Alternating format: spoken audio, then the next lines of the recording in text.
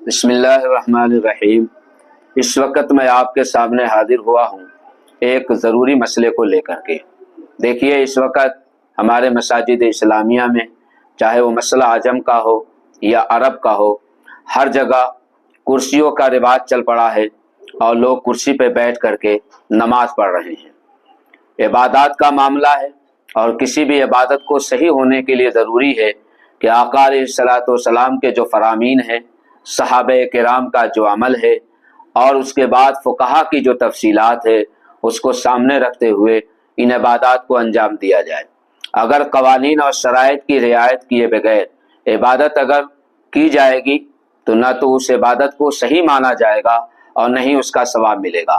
حضور علیہ الصلوۃ والسلام کا ایک واقعہ امام ترمذی نے نقل کیا ہے کہ آپ صلی اللہ علیہ وسلم سن 5 ہجری کو آپ نکل رہے تھے اور جا رہے تھے، اچانک آپ کی سواری بدک گئی اور آپ سواری سے نیچے گرے۔ اس وقت آپ کا دایاں پہلو چھل گیا تھا، کافی زخم آئے تھے اور اتنا درد تھا، اتنی تکلیف تھی کہ حضور علیہ الصلوۃ والسلام 1 مہینے تک بیٹھ کر نماز پڑھنے کے لیے مجبور ہو گئے۔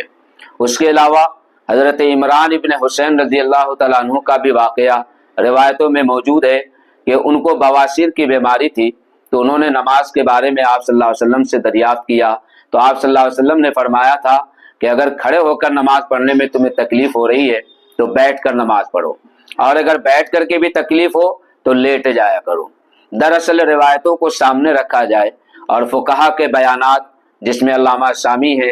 امام قدوری ہیں، اسی طریقے سے علامہ کاسانی ہے، اور ان جیسے بڑے بڑے فقہا جو ہم سے پہلے گزر چکے ہیں اور جن کے اجتہادات امت میں مقبول ہیں، ان کا یہ بیان ہے کہ اصلاً بیمار حضرات کے لیے حکم یہ ہے کہ اگر وہ کھڑے ہو کر نماز نہیں پڑھ سکتے ہیں تو بیٹھ کر پڑھیں، بیٹھنے پر بھی اگر ان کو قدرت نہیں ہے تو لیٹ کر کے پڑھیں۔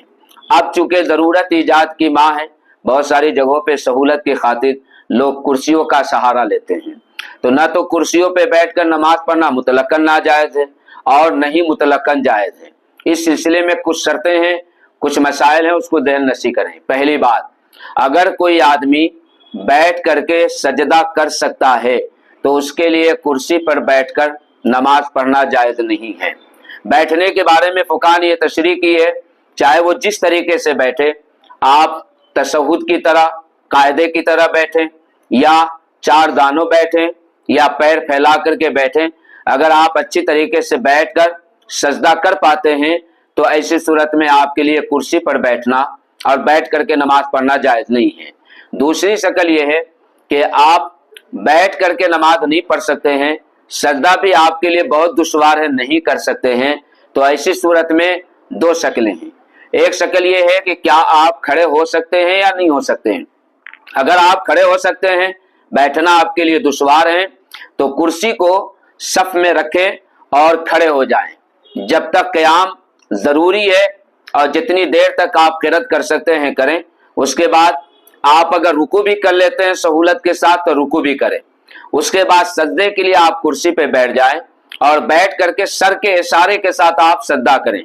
سجدے کے لیے سر کا اشارہ ذرا زیادہ ہوگا اور رکوع کے لیے سر کا اشارہ تھوڑا کم ہوگا۔ یہ بھی مسئلہ ذہن نشی رہے